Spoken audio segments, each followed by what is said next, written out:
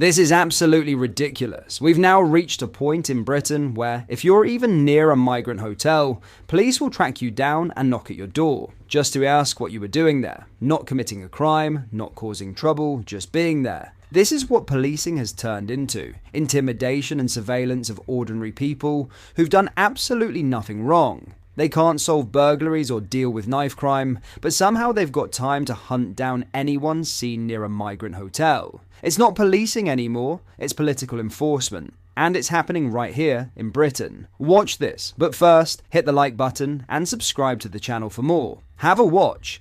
Yep. So, just wondering, did you attend that arrest? Arcadia Court, yeah? Yes. So, no, yes? Yes. Great. So, we're just we're not investigating crime today. So why are you here? So, just to confirm, you were there. So, what was your intention there? Well, because I just wanted to see what was going on there. Okay. Any particular reason? Because I wanted to see what was going on. Right, okay. So why are you here? Can you explain to me why you're here? Okay, so I'm not investigating a crime, I'm here investigating an incident. Yep. And I just want to work out what your purpose was there today. So just... I took my daughter there to show her the place, because she walked past there. Okay. So, to make her avoid that place, because I don't want her walking past them people. Right, okay. What are you doing here? So what else? Are you arresting me? No. So as I said, sir, I'm not here to arrest you, I'm just here to chat with you. Well, you're winding me up. I'm not, what have I said to wind you up, sir? Because I'm taking my daughter there for her own duty of care, her own protection, to show her to avoid the place. Right, okay. And you're here within, what, 2 hours? Okay, so it wasn't part of any protest or anything? No. No? Okay, so you took it, so just to make sure I've got it. So you took your daughter there to show her to not go to the address? Yeah. Okay. Is there any other way you could have done that? Or... Not really, mate. Okay. I can go where I want in my country, can't I? Yeah, no, I'm not here to say that, sir. But can you go? Pardon? There's no point you being here, can you go? I'm just trying to work out what's... Well, I don't want you here. That's fine, sir, I'll leave. I just want to make sure any safety concerns. So, are there any safety concerns that you have? For children of Faversham, yes. Okay, but so you're not a Faversham resident, is that correct? I am, but I'm just here temporary, so... Oh, you're here temporary, okay, yeah. So you are a Faversham resident? Yeah, and I care about Faversham. Okay, yeah, no, that's fine, sir. I don't like the fact that place is there and what they're doing there, and they're housing all these illegal immigrants. Right. Yeah. Okay. So what, you've actually searched my vehicle up, searched my address, and then come here? Well, you got out, and did you speak to staff there at all? No, she asked me what I was doing there, and I said I've just come to look where the immigrants are. Right, okay. I'm well within my right, being a British citizen, to go and do that. Don't you have a video? So you've gone there to... So what you told them about what you actually were doing was showing your daughter... No, I said I was here to see where the immigrants are. My daughter was sitting in the car. Okay, but so you took your daughter there for the purpose of showing her that. Yeah. And then you've asked them... I didn't know. She asked me what I was doing there. Yeah, and you told them... I'm not answering no more questions. No more of your questions. I don't appreciate you being here. That's fine. Maybe you should go and treat other proper crimes this way. Right. Go and react this way to proper crimes. So... the police do more than just crimes. We do incidents. So what are you doing now? So I'm in an incident, sir. We'll go and deal with another incident, mate. Okay, well, I'm just closing this Right, one. go. So I know the reason. So you've told me the reason. I've told you the reason, now go. Yeah, is there anything else you'd like to... I don't want to talk to you about nothing. No worries, sir. Right, go and do a proper job. Right. Okay, Bye. sir. Good day.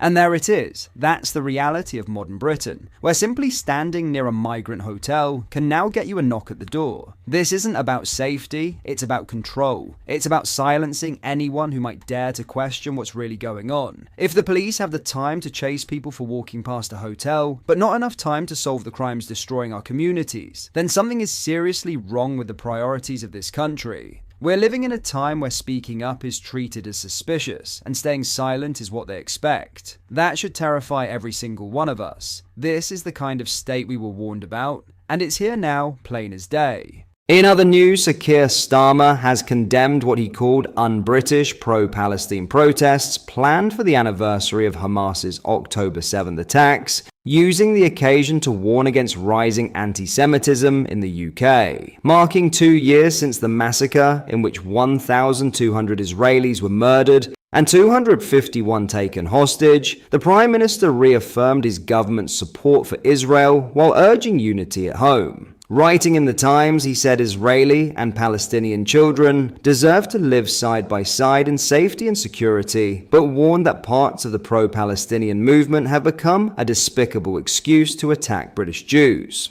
Today, we mark 2 years since the horrifying attacks on Israel by Hamas terrorists on October 7th, 2023, he wrote. Time does not diminish the evil we saw that day. The worst attack on the Jewish people since the Holocaust. The brutal, cold-blooded torture and murder of Jews in their own homes, and the taking of hostages, including British citizens, some of whom remain in Gaza today. He said that for many families the pain endures. When I spoke with some of the families of the British hostages, I promised them in person that we will not cease in our efforts to bring their loved ones home. Turning to domestic concerns, Starmer said, "Back here in the UK, our Jewish communities have endured rising anti-Semitism on our streets. And last week, a horrifying terrorist attack on the holy day of Yom Kippur in Manchester. This is a stain on who we are, and this country will always stand tall and united against those who wish harm and hatred upon Jewish communities."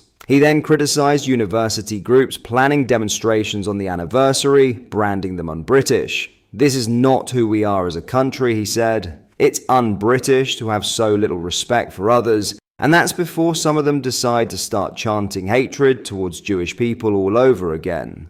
Pro-Palestinian events, including vigils, talks, and protests, are due to take place in Birmingham, Bristol, Glasgow, Edinburgh, and London. Shadow Justice Secretary Robert Jenrick labelled the planned actions a fond disgrace, telling a Conservative Party conference event, "I would say first and foremost to people, our fellow citizens who are thinking of doing that, show some common decency." Kemi Badenoch also condemned the protests, saying, "Israel, the world's only Jewish state, has faced hatred, war, and terror since the day it was founded. And yet it has stood strong, a beacon of democracy and resilience in the Middle East. But 2 years on from the horrific massacre on October 7th, we must be honest. The same hatred that fueled those barbaric attacks still festers today. We see it in the so-called protests that turn into hate marches. We hear it in chants calling to globalize the Intifada. And we saw it again in the appalling terrorist attack on our Jewish community in Manchester. She called the government's recognition of Palestine shameful and a reward for the terrorists that perpetrated the October 7th atrocities. Home Secretary Shabana Mahmood said the demonstrations have caused considerable fear among Britain's Jewish communities and vowed to strengthen police powers. What are your thoughts on what we discussed in today's video? Let me know down in the comments section below. If you've not yet already, make sure you do drop a like on this video and subscribe to the channel for more British content. Thank you, take care, goodbye.